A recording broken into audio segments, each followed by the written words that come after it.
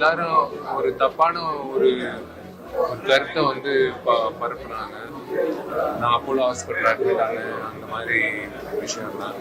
அப்படியெல்லாம் ஒன்றும் இல்லை. It was severe bout of fever. அன்னைக்கு என்னால் முடியல.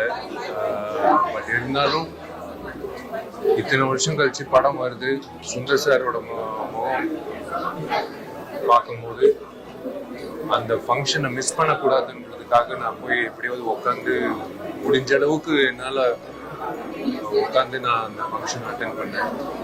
So there is no problem regarding my health.